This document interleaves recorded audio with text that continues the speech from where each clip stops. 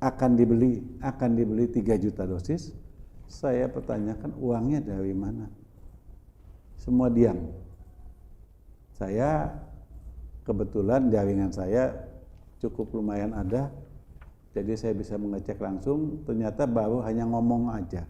Kalau pemerintah berani bicara ini wabah nasional, apa yang harus dilakukan? Yang kena PMK dimatiin. Dengan konsekuensi pemerintah harus mengganti ternak milik masyarakat. Salam perjuangan merdeka. Merdeka.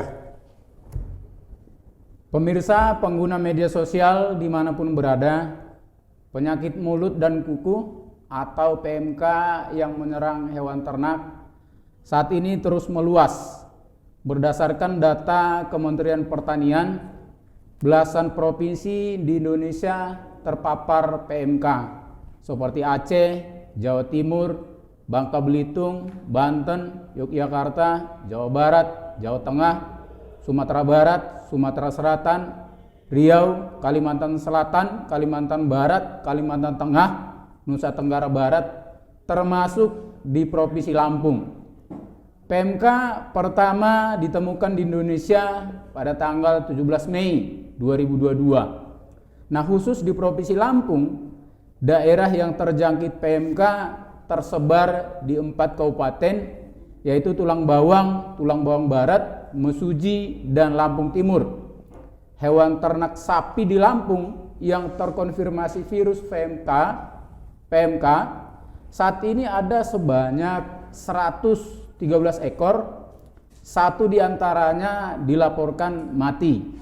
Nah, bagaimana PDI Perjuangan Provinsi Lampung menyikapi kecemasan para peternak dan konsumen di daerah ini?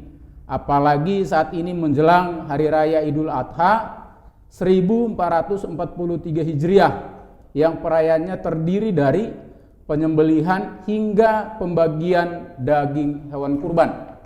Saya Donald Haris Sihotang selama 30 menit ke depan akan memandu acara PDI Perjuangan Lampung Menyapa dengan tema pengendalian PMK di Provinsi Lampung.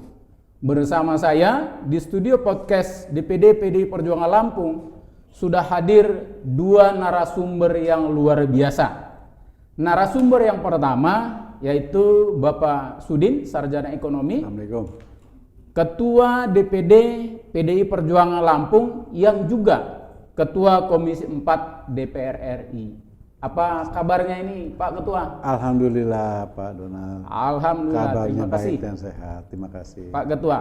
Kemudian narasumber yang kedua yaitu Bapak Insinyur Noviar Akmal MSI. Beliau ini praktisi peternakan, mantan pejabat eselon 2 di beberapa dinas seperti peternakan, perkebunan dan pertanian, dan pengurus perhimpunan penyuluh pertanian Lampung. Begitu ya Pak Noviar ya? Ya, Assalamualaikum warahmatullahi wabarakatuh. Waalaikumsalam. Terima kasih nih Pak Noviar. Siap. Nah, jadi sesuai dengan tema diskusi kita hari ini itu soal penyakit mulut dan kuku pada ternak. Pak Ketua bisa mungkin menyampaikan bagaimana kondisi PMK saat ini secara nasional. Silakan Pak Ketua. Terima kasih kepada Pak Donald Haris Sihotang, juga Pak Noviar, narasumber. Saat ini penyakit PMK tepatnya sudah menyebar di 16 provinsi se-Indonesia. Yang mana paling besar terkena dampaknya adalah Jawa Timur dan Aceh. Beberapa kali kami rapat kerja, rapat dengan pendapat dengan Kementerian Pertanian, tapi amat disayangkan. Hingga hari ini penyebabnya apa, asal dari mana, mereka belum menemukan. Wacananya hanya sekedar wacana. Yang sakit kami obati, kemudian semprot disinfektan, tetapi berjalannya pada waktu saat Menteri beserta eselon 1 berkunjung. Setelah selesai berkunjung, tidak ada tindak lanjutnya kembali. Itu mengenai kondisi PMK saat ini. Jadi sudah di 16 provinsi ya Pak 16 Ketua, provinsi. Kurang lebih laporan yang disampaikan kepada kami itu sudah di atas 50.000 yang kena dampak PMK. Gitu. Sudah banyak juga ya Pak Ketua ya, sampai angka di atas 50.000. Nah ini Pak Noviar, Ya. kalau di daerah sendiri, khususnya di Provinsi Lampung, Ya. ini bagaimana ini kondisi sebaran PMK ini Pak Noviar? Baik, terima kasih Bapak sekalian. Yang saya hormati Pak Ketua dan para hadirin pemirsa yang hadir, Pak Donald, terima kasih. Waktu yang sangat baik sekali. PMK ini adalah yang menyerang ternak kuku genap atau kuku belah Pak ya, yaitu sapi, kerbau, kambing, domba, dan babi. Rusa termasuk. Ya, rusa. Pokoknya yang kuku belah Pak. Ya. Ya. Terutama ada ruminansia, kalau babi monogastrik. Untuk kondisi Lampung, di mana dalam hal ini sesuai dengan kata pengantar Pak Donald tadi, itu memang 113 pada 4 kabupaten, Tulang Bawang Barat, Tulang Bawang, Mesuji, dan Lampung Timur. Nah, jadi dalam hal ini kalau kita lihat dari informasi berita yang ada, penyebarannya sangat cepat sekali, karena ini adalah melalui virus Pak, dan dibawa oleh udara.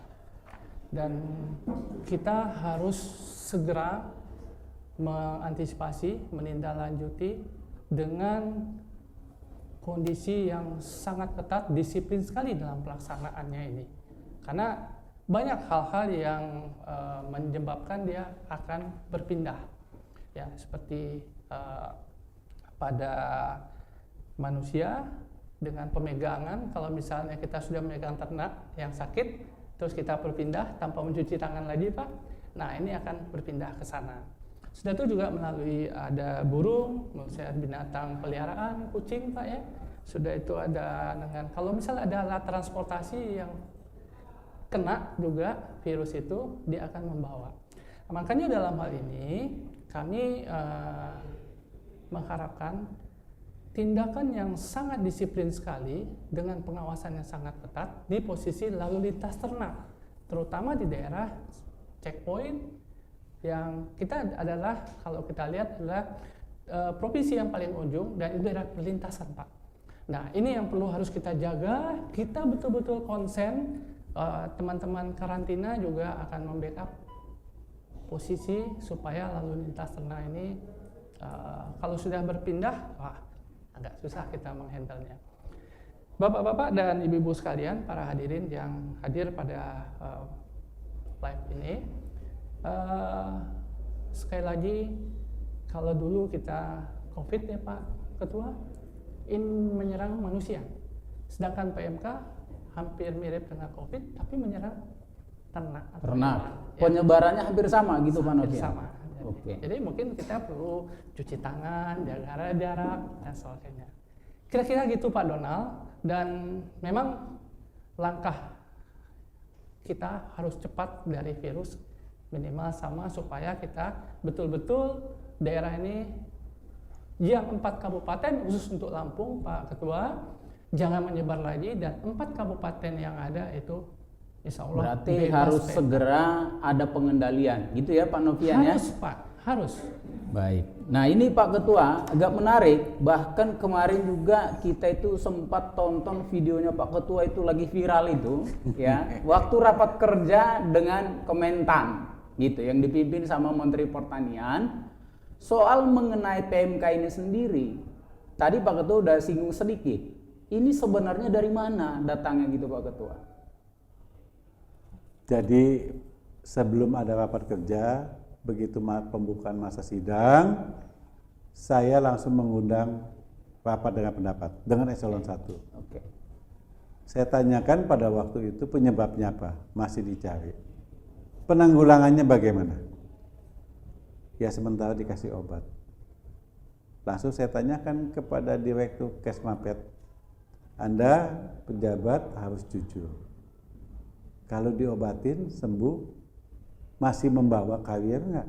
Masih nyimpan virus nggak? Dia gelagakan, saya langsung bicara 3 tahun. Jadi apabila sapi PMK itu sembuh, dia masih tetap nyimpen virus 3 tahun. 3 tahun sampai 3,5 tahun. Nggak hilang selama Nggak itu? hilang Nggak selama itu. Tetap dia simpan selama 3 tahun, 3,5 tahun. Ini yang kendalanya. Yang kedua, waktu kemarin dapat kerja, Menteri mengatakan saya baru kembali dari Brazil. Anda kembali dari Brazil, apa yang Anda dapatkan? Dia menjawab, ya saya ingin bekerja sama. Kalau belajar itu suatu masalah kepada negara yang sudah selesai masalahnya. Contoh, kenapa sih tidak belajar ke Australia? Australia kan sudah bebas PMK. Oke. Kalau dia belajar ke Brazil sama aja sia-sia, nggak ada gunanya. Karena Brazil itu sebagian provinsi atau disebut zona itu masih terserang PMK. Akhirnya dijawab oleh eselon satunya, kami membeli di Prancis.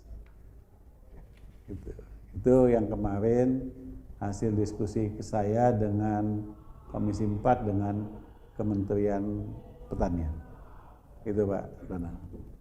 Nah, kalau menangkap tadi yang disampaikan sama Pak Ketua, ya, berarti sampai saat ini seolah-olah pemerintah kita ini belum siap dalam penanganan PMK ini. Lalu kemudian dengan masuknya PMK ini, apakah termasuk memang karena pengawasan dari pemerintah juga ini yang lalai, Pak Ketua?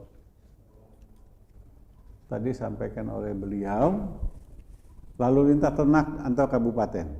Oke. Saya tanyakan kemarin, kalau ada lalu lintas ternak antar kabupaten, siapa yang bertanggung jawab? Misalnya Kementerian Pertanian membuat surat ke provinsi ke kabupaten. Bagaimana biaya operasional untuk pengawasannya? Siapa yang menanggung? Kan bukan gitu narasumber? Ya. Pak Noviar ya? Siapa? Kemudian yang kedua, karantina. Seberapa banyak petugas karantina?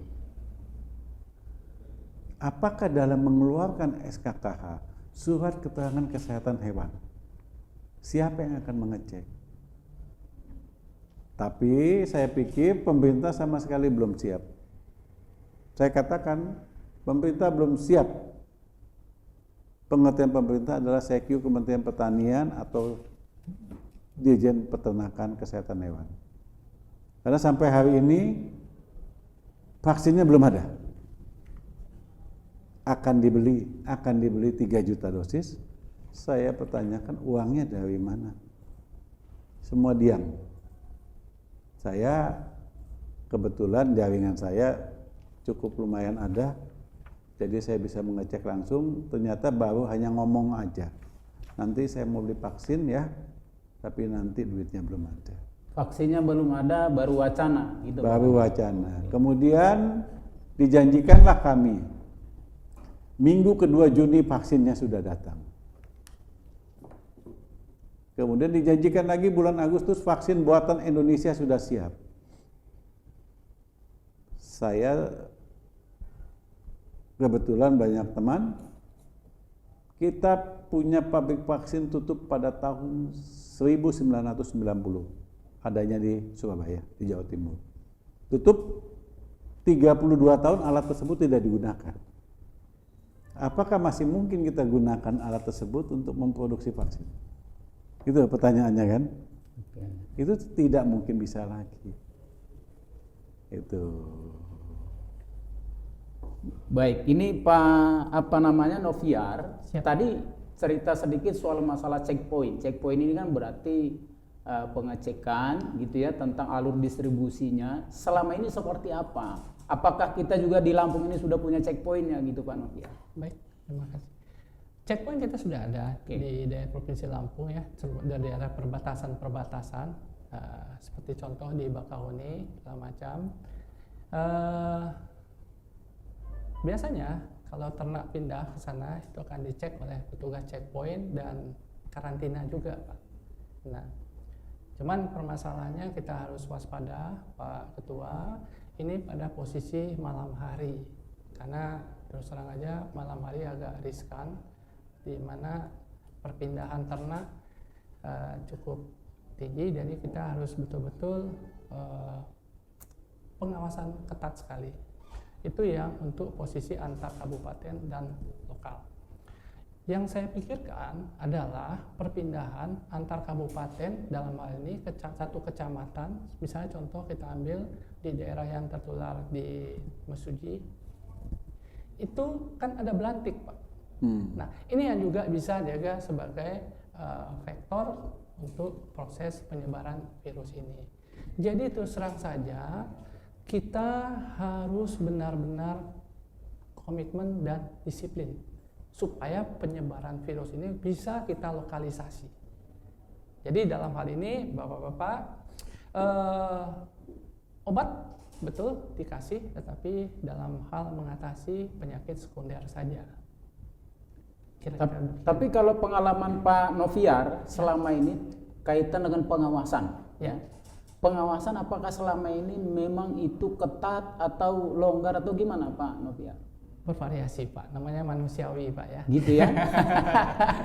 Artinya, Dan saya yakin teman-teman di lapangan pasti akan bertugas sesuai dengan kondisi. artinya kalau ini tidak diawasi dengan ketat, kemungkinan untuk penyebaran penyakit ini kan bisa semakin meluas gitu. Ya. Saya tambahkan, Pak, karena isunya sekarang sudah terbuka, Oke. Otomatis kita memerlukan bantuan dari berbagai pihak, Pak Ketua, pihak aparat keamanan. Jadi ini betul-betul bisa menghambat dari proses tadi. Kalau tidak ada SKKH dan kira-kira masuk dari daerah yang ilegal, itu ya kita pulangkan. Tapi sebelum pulang tentu melakukan yang namanya proses penyemprotan dan segala macamnya. Jadi dia pergi juga harus kita kondisikan gitu, Pak.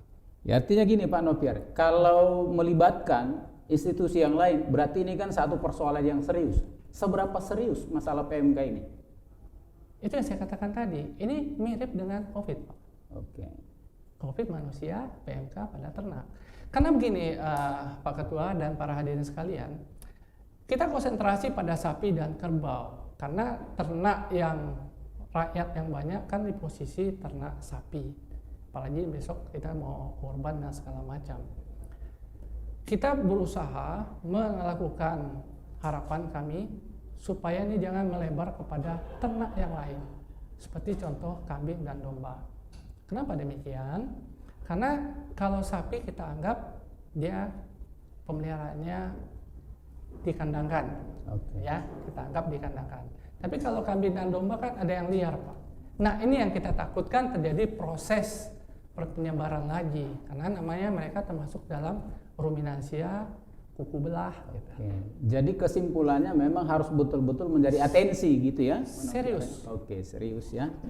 Nah, ini Pak Ketua, jadi Ketua DPR RI Ibu Puan Maharani mengingatkan pemerintah untuk lebih fokus membendung penyebaran PMK karena sebentar lagi kita akan menghadapi Lebaran Idul Adha. Ya. Nah, ini seperti apa sikap dari PDI Perjuangan terkait hal ini? Apalagi kita ini PDI Perjuangan ini kan punya juga pejabat di eksekutif, punya di legislatif.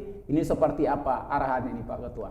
Ya, terima kasih. Kemarin saya sudah meminta kepada anggota fraksi maupun kepada ketua DPC se-Provinsi Lampung, tolong laporkan apabila terjadi kasus PMK. Tapi sampai hari ini baru satu laporan dari Kabupaten Pesawaran yang ternyata belum tertular PMK, tetapi saya sudah siapkan cairan disinfektan dan pencegahan. Saya juga berharap, kebetulan tim saya masih di Lampung, tim dari saya pribadi beserta teman maupun tim dari Dirjen Peternakan Pusat. Jadi saya kerja tidak setengah-setengah, sesuai dengan perintah DPP Partai, BPTP, BTP, BPP, BPTP, Kesmapet harus turun ke lapangan. Mereka kendala masalah untuk disinfektan. Saya bilang, pusat siapkan disinfektan. Kalau kekurangan biaya, biar nanti kita bahas sama-sama. kita tanggung bersama-sama. Yang saya takutkan adalah penyebarannya ini sangat masif. Saya sampaikan oleh Pak Noviar, mungkin masih kurang lengkap. Terbawa angin pun radius 10 kilo PMK kena, akan gampang menular. Dan itu cepat sekali. Tadi Pak Noviar mengatakan megang. Kalau hasil diskusi saya, kita cukup melihat kandang sapi, virusnya nempel di baju, kita pindah ke kandang lain, itu akan tertular. Akan tertular. Sangat serius sekali. Tapi nampaknya Dirjen Peternakan dan Kesehatan Hewan menganggap hal ini adalah hal yang gampang sekali. Saya katakan tidak ada yang gampang. Saya mohon maaf, saya ini orang paling tertib kalau mimpin sidang. Kalau saya mimpin rapat, saya tidak boleh main handphone. Tapi karena kemarin sengaja waktu Zoom meeting, saya minta masukan para pakar, saya selalu main handphone. Jadi apa yang dikatakan oleh pejabat itu benar tidak benar, saya sudah tahu. Karena kan kebetulan ini bukan bidang saya, tapi saya harus tahu. Karena ini pertanggungjawabannya sangat besar sekali. Kalau kita sudah dinyatakan wabah nasional, maka beberapa negara akan membuat sanksi yang cukup keras terhadap kita. Yang saya takutkan, ya saat ini kan pariwisata di beberapa tempat sudah mulai bangkit. Kalau ada PMK gini, bisa aja nanti terjadi di ban. Untuk sementara jangan mengunjungi Indonesia dulu. Bisa nggak? Bisa terjadi. Apalagi yang namanya Australia. Akhirnya ekonomi juga yang terganggu ya Pak. Ekonomi yang terganggu. Boleh saya nyimpang sedikit? Ya. Di Sumatera Utara pernah terjadi namanya flu Afrika, menyerang babi. Ya. Ya. Atau dengan kata lainnya sebutnya ASF. Ya, saya juga langsung bicara dengan gubernur, dengan bupati di sana, mau nggak dijadikan wabah nasional? Tidak mau. Rakyat dihimbau tidak membuang bangkai babi ke sungai. Ya, saya tidak membuang ke sungai, tapi dibuang di pinggir laut. Setelah tidak boleh dibuang di pinggir laut, dibuang, kan nggak boleh pinggir laut, tidak boleh di sungai, dibuang di pinggir jalan. Itu kurang lebih sampai 10.000 lebih yang babi. Tahun 90-an itu Pak Ketua? Bukan. Kira-kira 2 tahun lalu. Oh. Pas mau Natal. Kendalanya ya seperti saat ini. Gitu. Oke. Jadi dari Pak Ketua arahannya cukup jelas ya, artinya supaya semua baik itu kader maupun petugas partai di eksekutif legislatif memberikan atensi terhadap persoalan ini. Begitu ya Pak Ketua ya? Ya, betul, siap. Baik, jadi Pak Noviar, ini kira-kira sarannya. Pak Noviar kan pernah bagian dari pemerintah, gitu ya. Ya. Langkah apa yang harus dilakukan oleh pemerintah agar wabah ini tidak semakin meluas dan merugikan peternak dan konsumen? Apa kira-kira? Baik, terima kasih. Yang jelas kita harus kerja, Pak. Apapun ceritanya, kalau hari libur juga harus kerja untuk mengantisipasi daripada penyebaran ini. Ya. Jadi langkah-langkahnya adalah kita harus bagaimana PMK ini yang bersama-sama dengan teman-teman instansi terkait itu dirapatkan, sudah tuh dibuatkan perencanaan, di-meetingkan atau dirapatkan, sudah terus baru kita laksanakan dengan sesuai dengan kondisi yang ada di lapangan. Cuman permasalahannya adalah kita ini SDM kita terbatas Pak Ketua, terutama masalah dokter hewan, para medis, veteriner, sudah tuh para penyuluh juga. Karena kita juga harus minta bantuan para penyuluh dalam hal ini untuk melihat kondisi yang ada di lapangan Pak. Karena terus terang aja, yang dekat dengan petani kan penyuluh yang ada di posisi lokasinya. Jadi ini pekerjaan PMK ini untuk pengendalian pengobatannya harus melibatkan seluruh pihak, Pak. Ya, artinya dalam hal ini sesuai dengan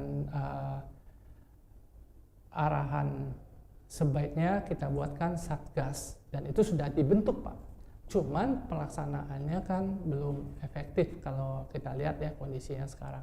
Banyak hal yang kenapa dia tidak efektif. Tentu karena tahun ini karena diprediksi tidak ada namanya serangan PMK. Otomatis pendanaan pemerintah, dinas terkait peternakan tidak mengantisipasi itu. Ini yang jadi masalah sebenarnya. Karena di PMK itu sudah bebas masalahnya. Terus terjadi kondisi yang sifatnya situasional. Nah, kita pimpinan dalam hal ini harus mengambil langkah-langkah cepat ya dari sisi bagaimana pengobatan, obat-obat yang tersedia juga di sana juga terbatas. Dan spesifikasi obatnya juga tidak sesuai dengan PMK, Pak. Kalau pantauan dari Pak Noviar di Provinsi Lampung sendiri, udah jalan belum ini Pak Noviar? Rapatnya sudah jalan, semuanya secara menyamakan dalam bentuk bagaimana PMK, pengendalian dan langkah-langkahnya sudah Actionnya jalan. sudah ada? Sudah ada, tapi belum optimal tentu saja. Oke. Gitu, Pak. Nah, kemudian kira-kira ini Ya. untuk memastikan, Ya. gitu ya kan, tentang kondisi kesehatan hewan-hewan yang keluar dari kandang lah, gitu ya. Ya. Apakah perlu dibuatkan seperti khusus sertifikat kesehatan untuk hewan tersebut? Apalagi ini kan menjelang Lebaran Idul Adha. Kira-kira gimana, Pak? Kalau ternak keluar, itu otomatis kan harus ada surat keterangan kesehatan hewannya, Pak. Oke. Ya, sudah otomatis. Itu sudah ada ya? Dan teman-teman daripada dinas dan profesi peternakan itu kan ada tim lagi membantu supaya hewan kurban ini juga diawasi, Pak. Ada langkah-langkah bagaimana daerah-daerah sentra ternak sapinya sudah tuh nanti di posisi masjidnya.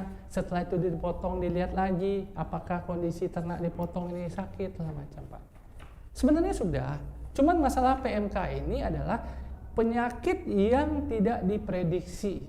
Jadi kita tidak siap dari sisi obat dan vaksin yang seperti Pak Ketua katakan tadi. Oke. Dan alokasi anggaran ini juga terbatas. Jadi walaupun dibentuk segala macam alokasi untuk anggaran untuk operasional teman-teman di lapangan dalam satgas tersebut itu tidak bisa memenuhi unsur efektif, Pak. Kemudian begini Pak Ketua, soal mengenai daging yang beredar di pasar ini kan, kadang-kadang juga kan masyarakat nggak tahu sumbernya dari mana gitu. Kira-kira kalau hewan ini terserang PMK, ini aman nggak dikonsumsi nih Pak Ketua? Kalau secara medis aman. Aman. Dagingnya aman dikonsumsi, tapi dengan catatan harus dimasak dengan suhu 70 derajat Celcius. Dan satu lagi yang tidak boleh dikonsumsi jeroannya. Itu sama sekali tidak Jadi boleh. jeroan tidak boleh? Tidak boleh. Oke. Karena ditakutkan dalam suhu 70 derajat Celcius virusnya tidak mati. Tadi Pak Noviar mengatakan ya, ini satgasnya ada, lain-lain ada. Saya katakan, Saudara Menteri, Anda ke lapangan, dari lapangan pulang ada nggak langkah selanjutnya? Nggak ada, hanya simbolis pemberian obat, pulang. Jadi baru di atas kertas ya Pak Ketua? Baru di atas kertas. Satgas butuh dana loh untuk operasional. Iya. Kalau nggak kan operasional dari mana? Betul, Pak. Ya kan? Vitamin, seberapa banyak vitamin persediaannya? Kalau itu kan saya bilang nanti tim saya yang dari Jakarta maupun tim dari sini, saya kan tidak ada laporan mengenai tulang bawang barat, tulang bawang, Masuji, Lampung Timur belum. Ya. Maka segera saya akan turunkan segera. Oke. Biar nanti koordinasi dengan pengurus partai di sana. Oke. Karena kalau kita berharap dari pemerintah, Sekyu, Kementerian Pertanian, ya akan terjadi kerugian yang cukup besar. Populasi sapi kita di Indonesia kurang lebih hampir 18 juta. Kalau yang kena aja 50%, berarti 9 juta. 9 juta kalau kali satu ekor kurang lebih 20 juta, ya akan mengalami kerugian 180 triliun.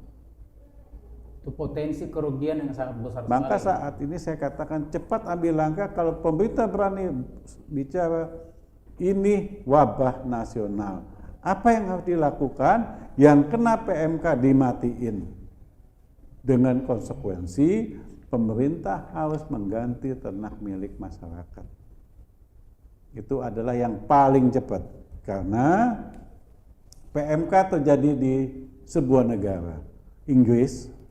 Dalam 3 minggu sapi semua mati di sana. Dalam 3 minggu. Karena ini penyebarannya cepat sekali. Saat ini peternak sapi yang untuk sapi perah di Jawa Timur produksinya turun hampir mencapai 50%. Karena kalau dia tidak makan sapinya, berarti kan produksinya susunya akan turun. Ini langkah yang tidak boleh. Tadi dikatakan Pak Nofir tidak boleh istirahat pagi, siang, malam terus bekerja. Sedangkan vaksinnya sampai hari ini belum ada. Mungkin mundur sedikit ke belakang Pak Ketua. Kita juga di tahun-tahun 90-an dulu juga pernah mengalami hal yang sama, ya, penyakit virus yang sama kaitan dengan virus PMK, dan beberapa negara lain juga mengalami hal yang sama. Dan itu juga bisa diselesaikan lewat program seperti vaksinasi. Apakah vaksin hari ini, gitu ya, program vaksinasi ini tidak bisa juga menjadi salah satu treatment untuk menyelesaikan masalah ini, gitu Pak Ketua? Jadi yang kena PMK itu tidak boleh divaksin. Yang divaksin itu yang belum kena. Oh, malah kebalik, yang sehat yang divaksin. Yang sehat dulu yang divaksin supaya jangan menular. Iya. Sama saja, ini kan terjadi nih di Indonesia. Oke. Ayo kita vaksin, suntik, ada yang tiba-tiba meninggal. Ya toh? Oke. Ya, vaksin kan virus yang dimasukkan ke dalam tubuh. Iya. Iya kan? Kalau tubuhnya itu ada virus, ditambah virus lagi, maka itulah yang terjadi. Begitu pula dengan PMK ini. Jadi sapi sehat disuntik vaksin supaya dia imun agar yang pembawa tidak masuk. Oke. Ini. Sedangkan sapi jumlahnya populasi 18 juta. Kemarin saya sarankan kepada Menteri Pertanian dalam rapat kerja, apakah perlu anggaran refocusing? Ayo kita bahas. Perlu beli vaksin berapa puluh juta? Ayo bahas. Mumpung kita lagi rapat kerja, saya putuskan. Saya bertanggung jawab, saya tanda tangan atas refocusing anggaran, tapi tidak dapat respon dari Kementerian Pertanian. Mereka bilang nanti dana dicari-cari dari mana. Jadi sampai sekarang belum ada treatment yang jelas untuk mengatasi PMK ini, Pak Ketua? Akan. Baru akan. Kalau udah bicara akan kan susah. Oke. Iya kan? Lampung misalnya tadi dikatakan setiap hewan yang akan menyeberang ke Pulau Jawa harus membutuhkan SKKH dengan catatan apabila tidak jalan tol. Kalau jalan tol, Iya. pos pemeriksaannya tidak di dalam jalan tol. Iya. Checkpointnya nggak ada di Nggak sana. ada. Checkpoint terakhir itu di pelabuhan. Benar kata Di tempat-tempat tertentu. Pak Nofir tadi. Kalau malam, apakah petugas di Bakahuni khususnya karantina ada? Kan itu. Iya, Yang posnya ada itu ada di luar pelabuhan. Dekat pom bensin sebelum pintu tol keluar. Berarti jalur tikusnya banyak ini Pak Noviar. Jadi ada kata-kata seperti ini Pak Donald.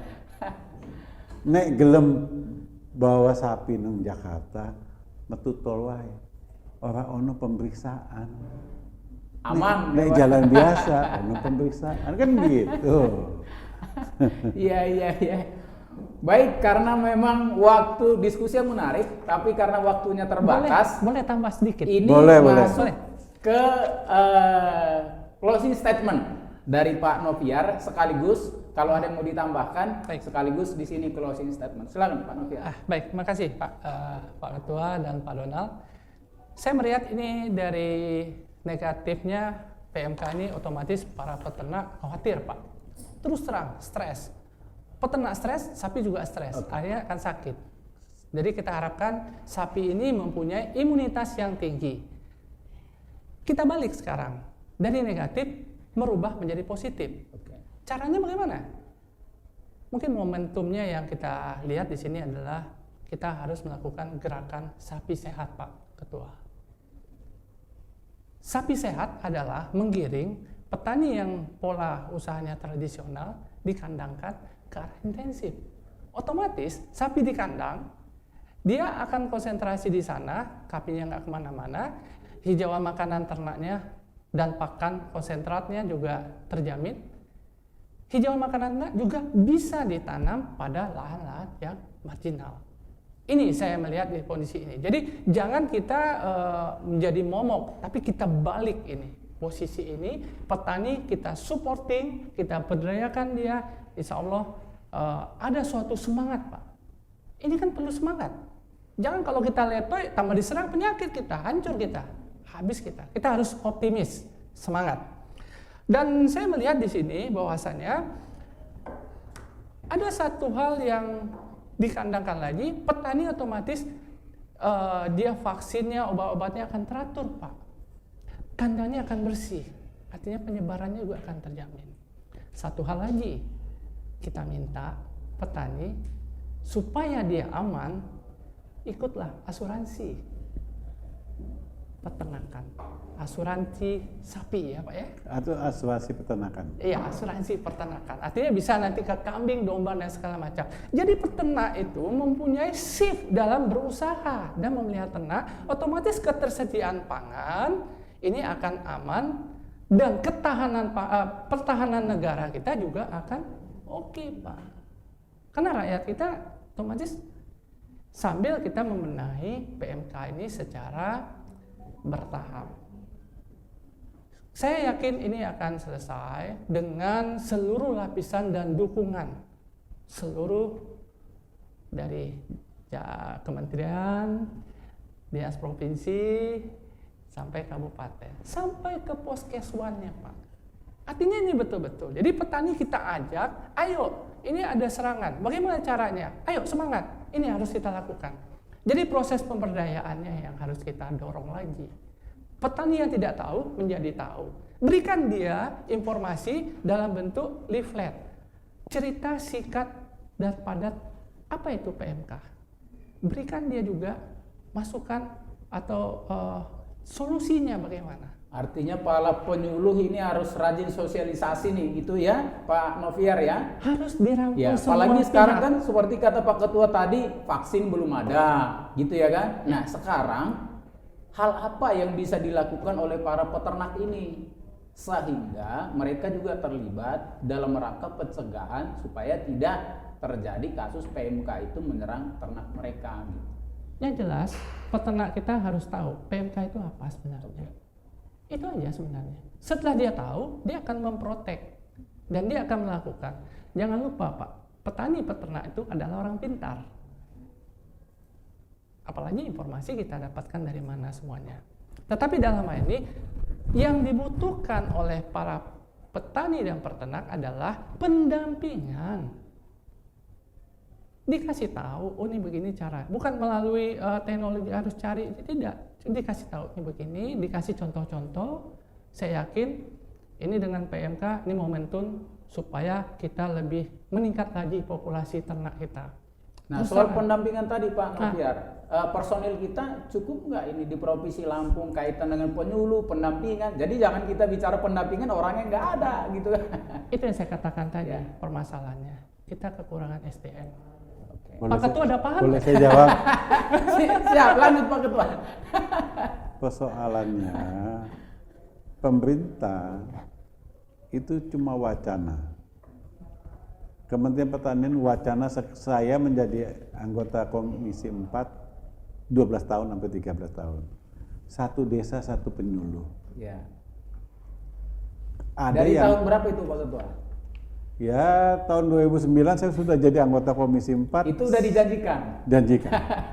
Yang kedua, BOP-nya terlalu rendah sekali.